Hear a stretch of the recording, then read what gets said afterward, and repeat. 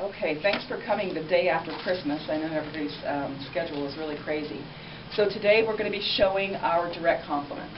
All right? So remember when you get up here to tell everybody your name, and what we really want to know is what you learned while you were playing with those direct complements. Okay? So let's just go ahead and start here in the front, and go ahead and pin it to the backdrop here.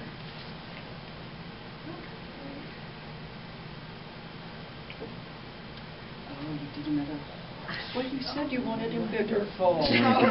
Wonderful. Okay, so let's go ahead and get him pinned up. Very good. Here she goes. Oh my gosh.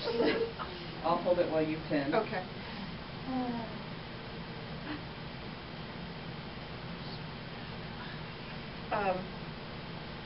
Boy, I learned a lot. First, we need to be reminded Oh, I'm of your sorry. name.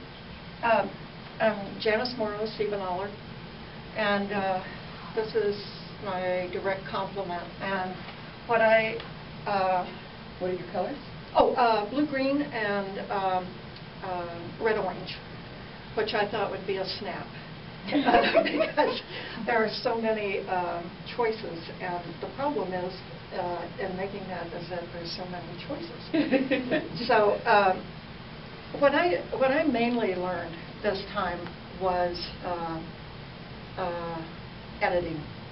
Okay. Dawn it out, because this is so not what I had planned.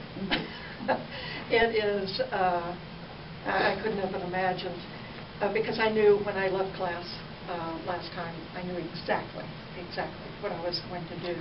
And so I worked on it in 3 separate sections, and then when I put it together, it just totally did not work.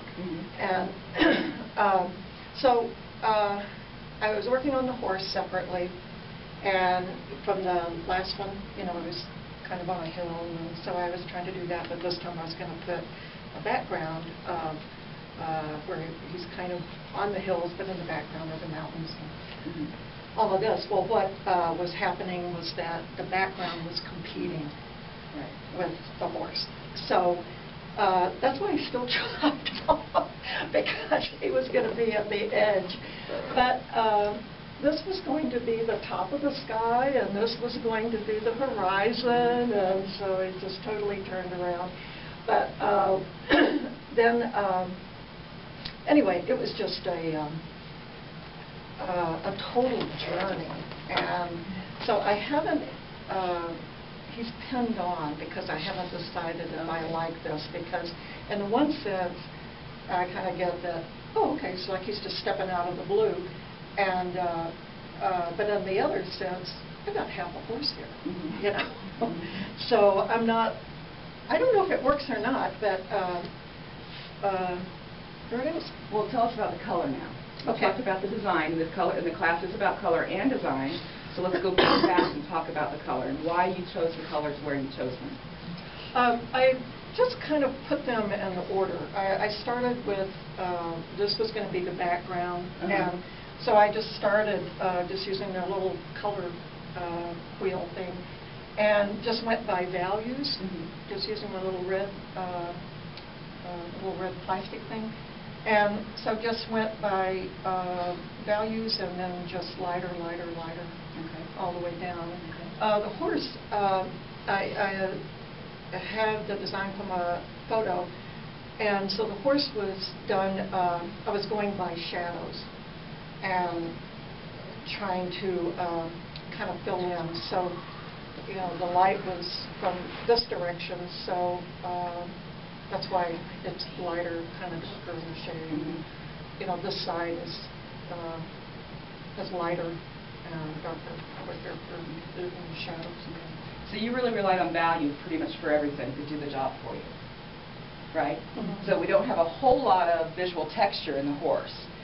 More visual texture here than pretty much anywhere in the background, with the exception of this piece.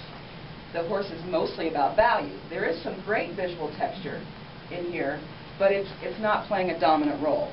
The value is playing that dominant role and helping us delineate space on the horse. This is where one muscle is, this is where another muscle is, and that, like she said before, the shadow. So I think the color you did is spot on. I think everything that we're seeing is either red-orange, or blue-green. And we have a really nice variety of values in there. We know that as we play with those colors and they become shades and tones and tints, that those colors can relate with other colors too. So down here we would say, well, maybe some of these could play with the orange family also, but here they're definitely playing as red-orange. And the same thing with some of the blue-greens. They're both tertiary colors, and because they're tertiary colors, they can go really close to one color or the other. Red-orange can go really close to orange and have just a spot of red in it, and it's still going to be red-orange. And same with the blue-green. It can go really close to blue, but if it has just a little dot of that blue-green in it, then it becomes blue-green. Okay? So let's talk a little bit about the design. You said the horse is just pinned on, right? Yeah, because haven't learned open free motion. Okay, And so okay. the little bit that I started was a disaster, and so You haven't had a lot of quilting or anything either? Yeah, I just did stitch in the ditch Okay. for the rest of it, but Okay. yeah. Well, from the gallery, who is bothered by the position of the horse? Anybody? No. You are? Okay. Well, I think I would just, I think it looks great. I love how it blends with the blue stripe right there. It kind of goes into the background, but if it was just to one side just a little bit, I think So it he's might a little be bit too more much in the clear. middle, Yeah, right? So he's a yeah. little kind of bullseye, Yeah. right? Yeah.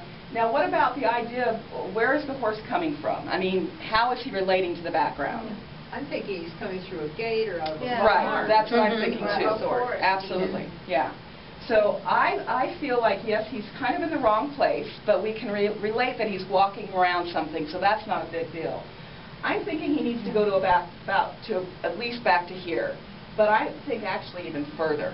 Because what we want is for the main part of him, which is this part right here, to occupy one of the axes of thirds. Remember that thirds thing? So if we look at the design field here, and we kind of break it into thirds, he is right smack dab in the middle. And we want his middle to be in one of those axes of thirds. So he needs to go over.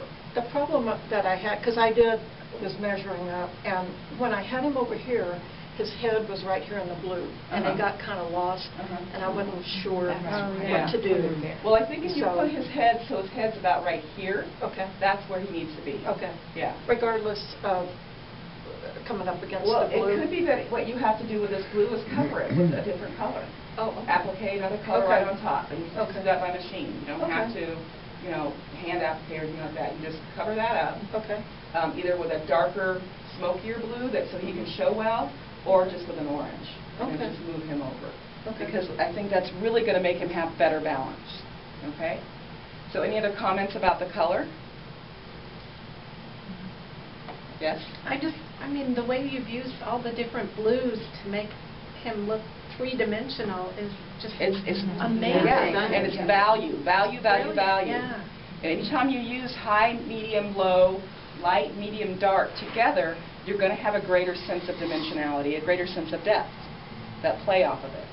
And one of the best ways to do that from a photograph is to print that photograph in grayscale, because it's going to show you that high, low, and medium. Yeah. All right, very good. Good job, thank you. Are you going to take a machine quilting class so you can get better at free motion? I was going to have to. Good.